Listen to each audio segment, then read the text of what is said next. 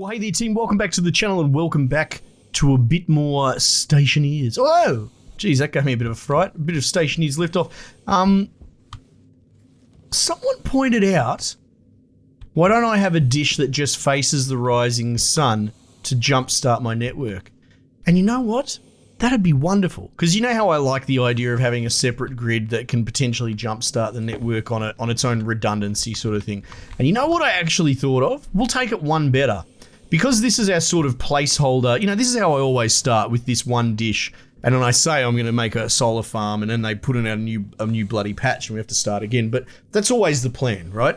What if this dish actually becomes the jump starter for the greater network, right? So when we start making a bit more of a solar farm with multiple panels, what I'll do is potentially just shuffle this a little bit around. We'll have this logic. We'll modify it for batching. In fact, we might even break it down entirely and build a new logic network for the new grid, because you have to batch right when you're using more than one dish. But then with this dish, what we'll instead do is not have it controlled, but rather we just face it into the sun at the beginning. Might as well redirect this now. And just have this be our little jump starter for the power grid that will then fuel the logic, which will then fuel into the farm. So I take your suggestion, I modify it, and I will implement it. So I'm very excited about that. And someone also pointed out that I don't have the... Is that falling further in each time? That I don't have the sensor hooked up. I know. We're going to get round to it. It's on the list of things to do. In fact, I mentioned at the very end that I'll probably put the sensor like here or something.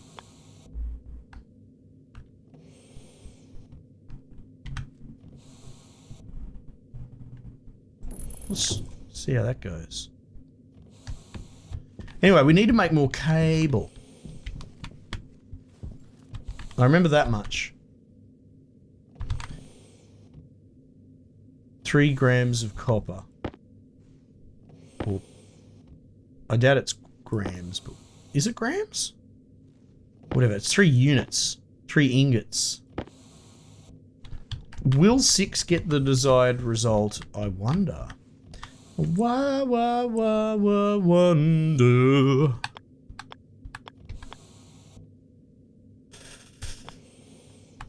No, I was close. I was so close. Scarlet, you big old square head. Okay, so we want to do that, potentially.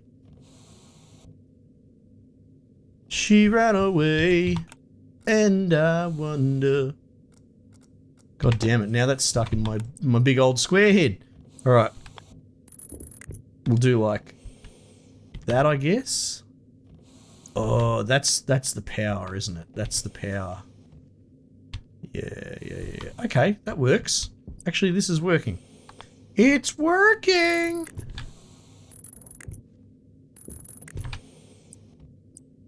No way.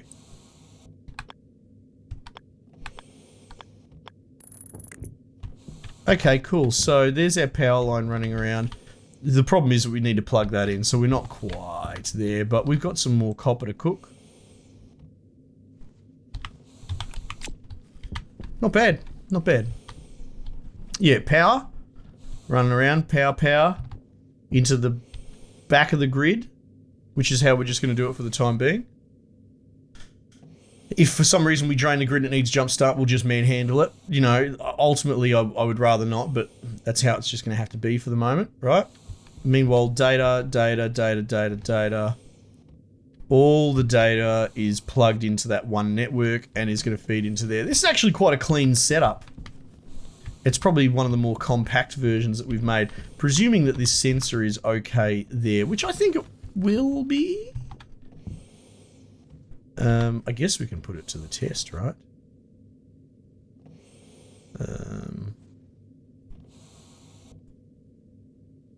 Screwdriver.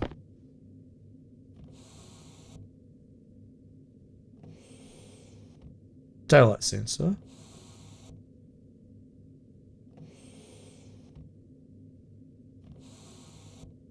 Cycle to solar angle. Nearly 180. Oh, that's perfect, right? Yeah, so that's taking in 180, which means at here it will take in 0. Oh, that's wonderful. That's actually detected it perfectly. I think. Well, we'll find out in a minute when we put it all together. So we're going to need a bit more cable. Geez, we are going absolutely gangbusters, team. Much faster this time around, which is good. Which is what we want.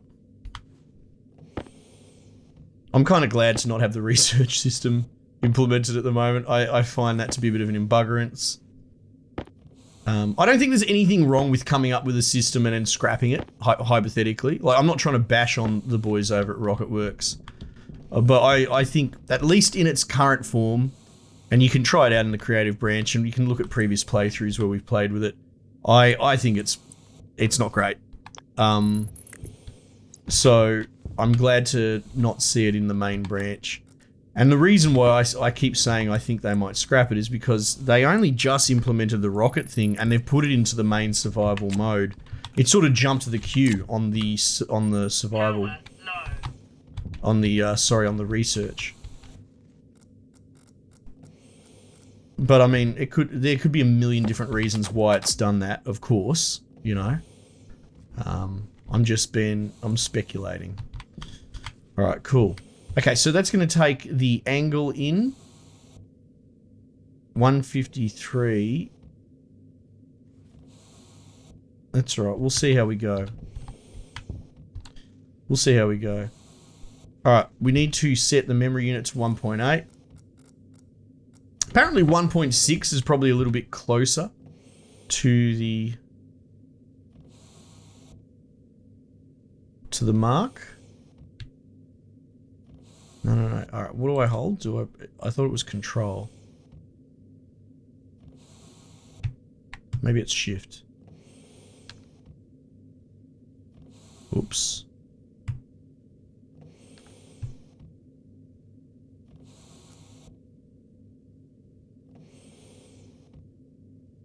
Hold C for smaller increments. It's right there in front of me. Sorry.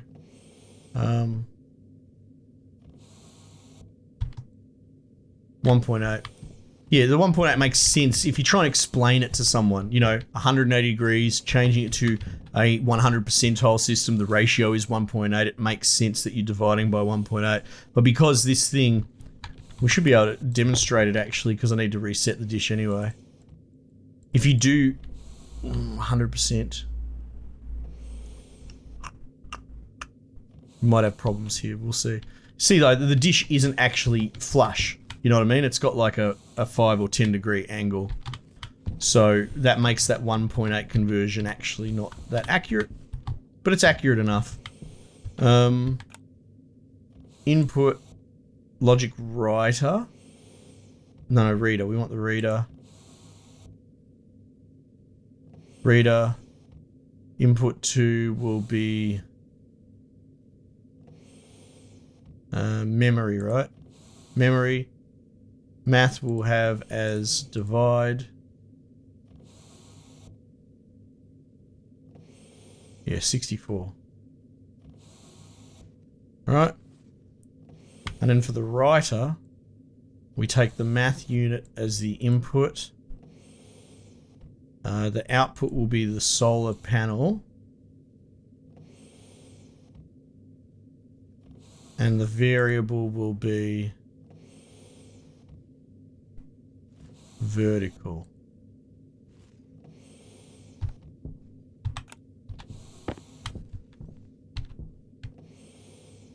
Oops, sorry.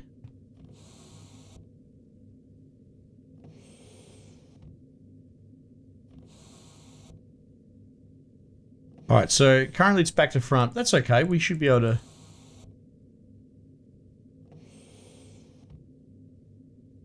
If we put it fully... Because it does this weird thing, it tracks the sun through the floor.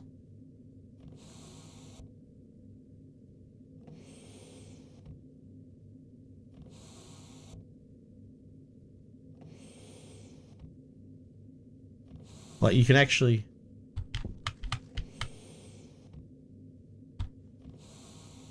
$180. Of course. You can see it track where the sun is at the moment. So that might actually still be back to front. We'll wait till it comes down and see what it does.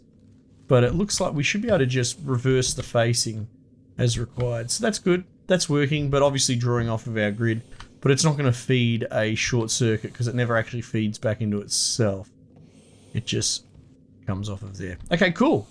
That's that. We'll check on our plants. They should have grown by now. I think this is actually technically our first batch.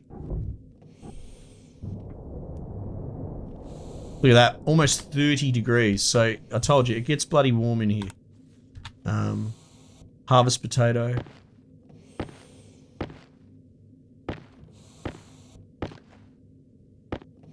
Shit! So that's sort of a glitch.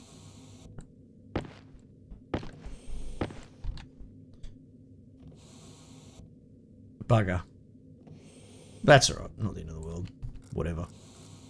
We're cooking now, man. We've got our potatoes going. Okay, cool. So 29 degrees. Set outward. Give it a squirt.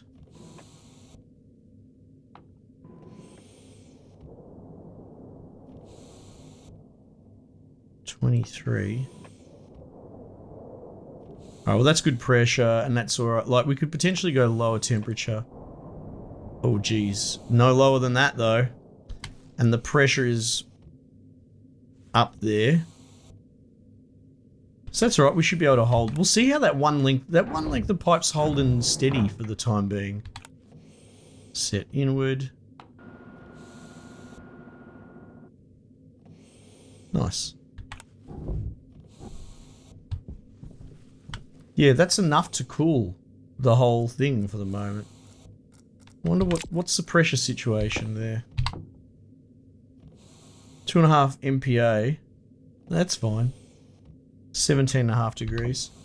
Yeah, so we'll see. As long as it's cooling enough as that room is heating up during the day, then we're bloody golden. So that's good. Okay, cool. Look at that. All of our systems are sort of in check, basically. We've got a solar grid. Yeah, it's just one thing, but it's automated. And then we've got almost automated bloody growing situation going on there. So that's good. We got up to that stage so quickly. Okay, so the next step would be, well, I mean, if we want to follow in the footsteps of our last time, we kind of wanted to oxygenate a base. We do want to build a rocket, obviously, because that's kind of interesting. And then it makes us leave this planet. But we also want to sort of have, I guess, automated systems, right? I don't know. I'm curious. I'll take feedback for sure. But we were doing a really interesting sort of atmospheric... Well, we were filtering Martian gas, weren't we? That's what we were doing. So we can't really do that here. What can we do? We can potentially capture the gases from, say, this miner and potentially a furnace as well. And we don't necessarily need steel desperately just yet. Oh, that's right, I'll eat some potatoes.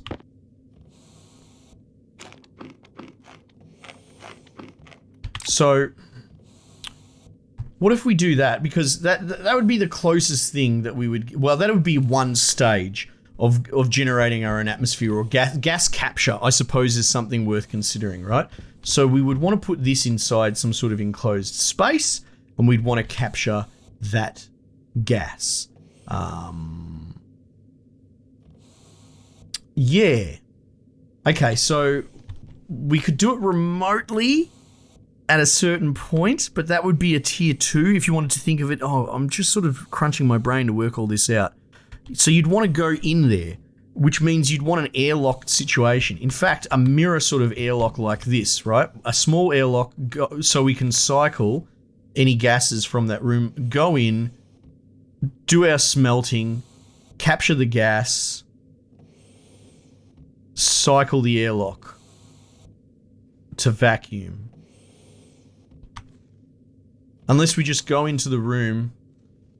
Well, actually, we wouldn't need an airlock per se. We would just need to make sure that we could draw it down to vacuum. That's fine. That works fine. Okay, hang on. We're going to wait for this grid to kick in. Yeah. So that's cool. You can sort of see the sun on the Earth, and it gives you an idea of what's going on there. So the sun must be coming up now. There we go. Look at that. That's going... Looks like that's going gangbusters.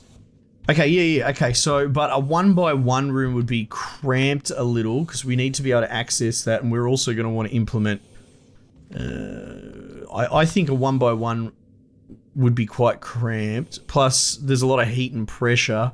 I think the safer move would be giving it a 2x1. A 2x1. Okay, now we don't want to obstruct any of that. I don't believe we can put doors on corners near each other. So if I wanted to build it off of this little pathway,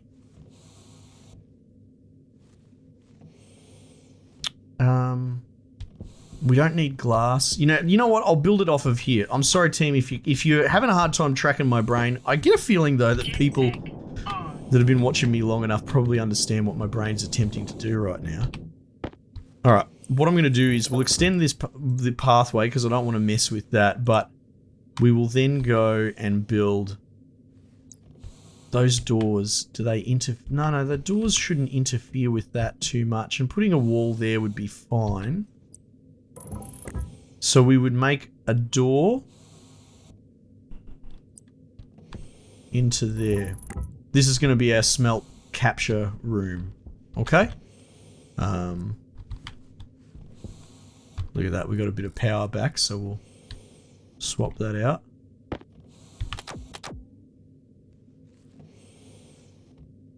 Look at that. It's tracking pretty well. You can eyeball it. You can even see that it's over sort of shooting it a little bit. But look, what efficiency it at? 84%, 420 watts. That's perfect. That's fine. And look, we're just going to draw power for days. So that's fine for the moment. But yeah, I'm interested in picking up on our freshest project, which was gas capture, at least in the Martian setting. Where have I put my sheets? I have put them there. Obviously, let me know what you guys want to see and what you're curious about. I know a lot of you are pretty happy-go-lucky. You're just happy to be along for the sort of ride. But, you know, I enjoy the collaborative sort of experience too. This is going to need to be airtight, actually, so we might as well seal it now.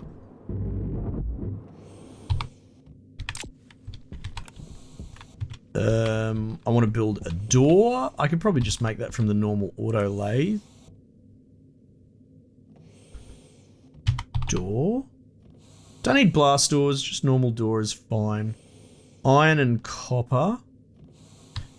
I don't think we really have either ready to go. Oh no, we've got a top. Wait, how do we get... Oh, because I cooked more, of course.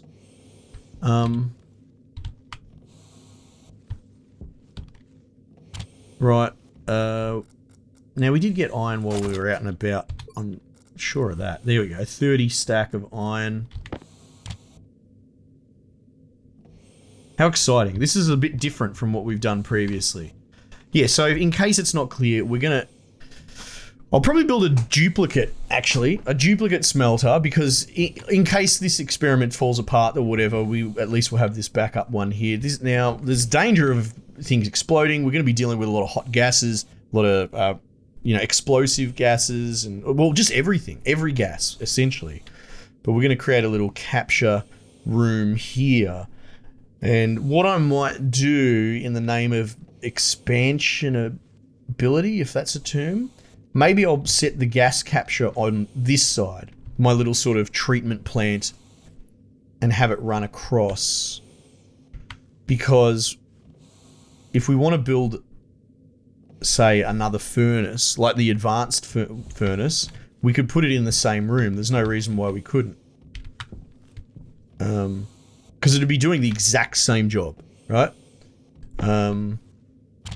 So we just leave a little bit of room for expansion there.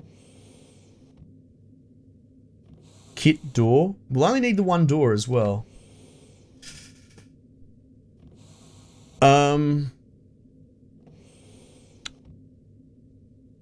Should be interesting, because this is... Say I build it out of wall kits. They can only take a small amount of pressure.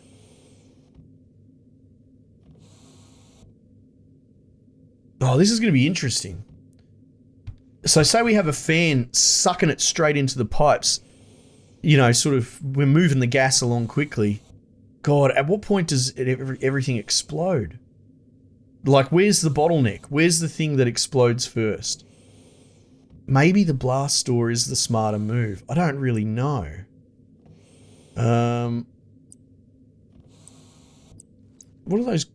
I like the glass doors. I think the glass doors are probably going to have the same capacity as, say,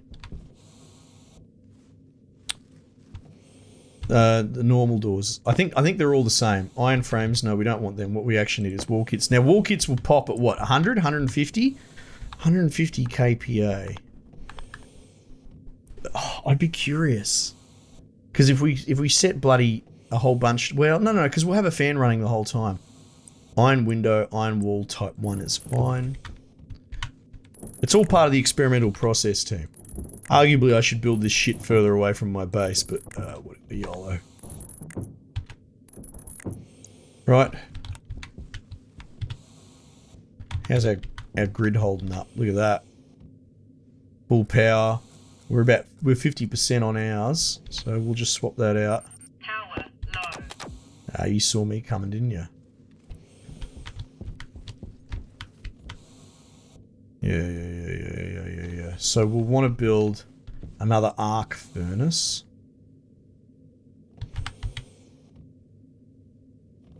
Oh, there you go. Yeah, I don't want to transplant that one, because if this blows up and all that, you know, we want to keep our basic tool set alive if we can. So the whole idea is that we'll contain this, so that means we're going to be producing hot gases, potentially volatile, but we're going to draw them in through a fan system immediately.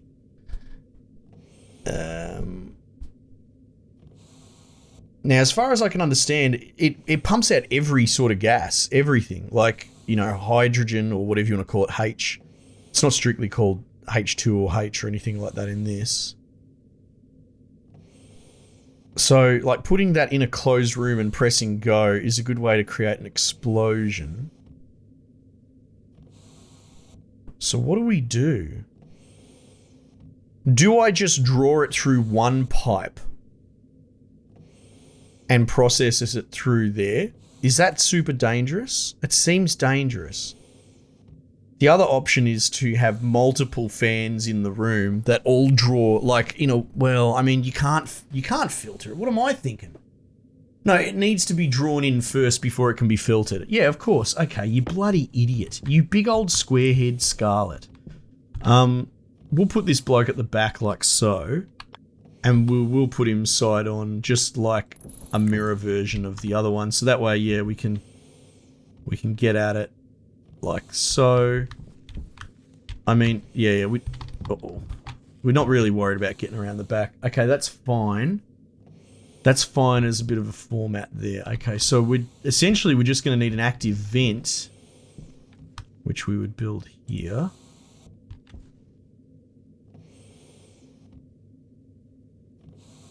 Oh, it's got a little bit of iron in there anyway. Okay.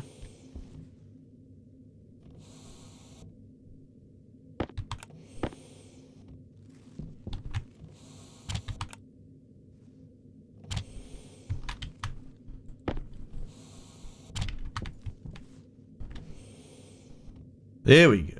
Yeah, active vent, perfect.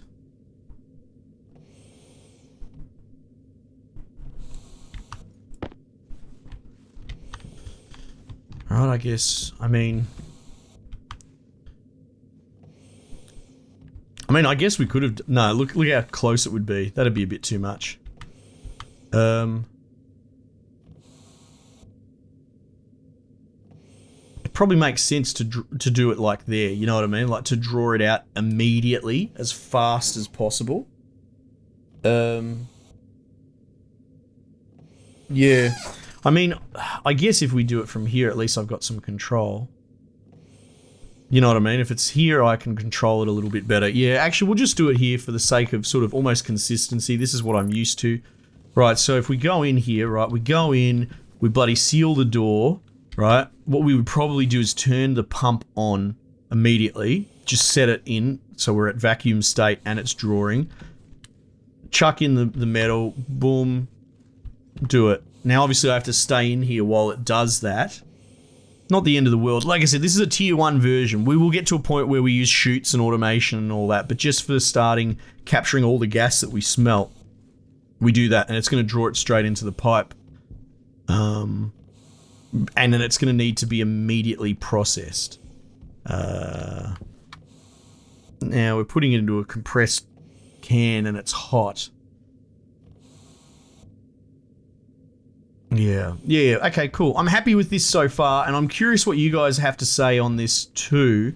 Here's the big square head decision that's going to need a bit of input, right? Do I just pump this out and it's going to go through an atmospheric machine or whatever you call it, a filter, right? A filter, and I'm going to filter it into lots of different gases into different tanks, right? During that filtering process, should I be putting it through an air conditioning of sorts? Because it's all going to be very hot. Perhaps maybe I just standardize. I would probably want to put it through a different conditioner per gas. Wouldn't I? And like say everything goes to 20 degrees or whatever as it passes through. And so just immediately cool it as quickly as possible. The problem is, if I split all the gases off separately,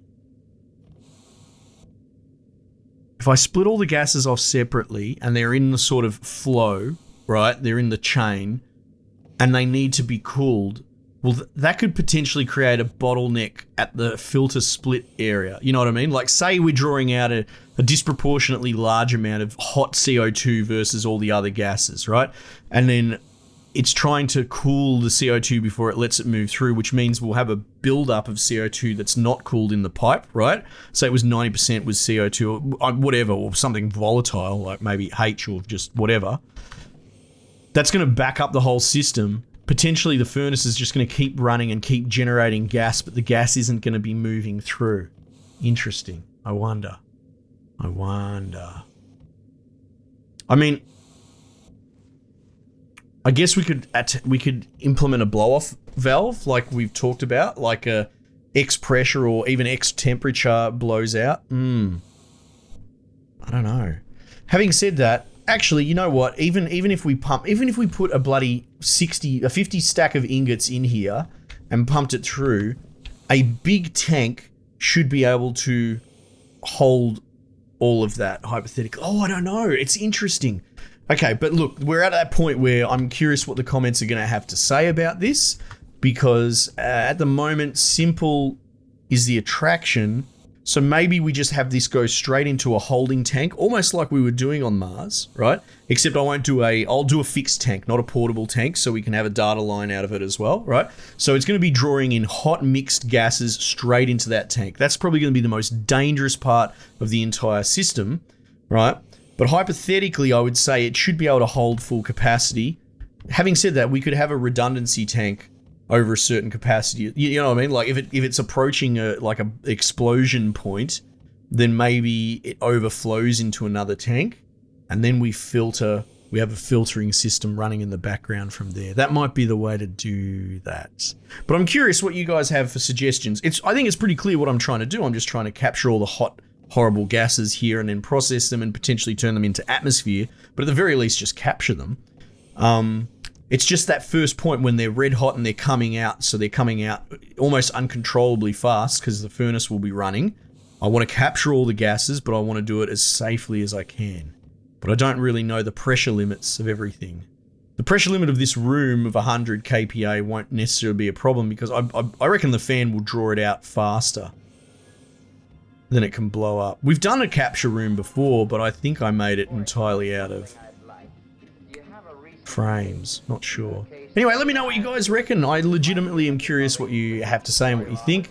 You don't have to write down the perfect build. You know, like don't backseat too much. Speculate with me. Get us through that first line. I only say that because sometimes you have guys write a fucking essay about all the stages or whatever. It's like, well, look, to be perfectly honest, all I need is the next half an hour worth of direction because then we put more comments in the next video sort of thing. Anyway, but I think most of you understand. Team, thanks again for joining me. We might just leave it there for the time being, and I will catch you guys on the next one.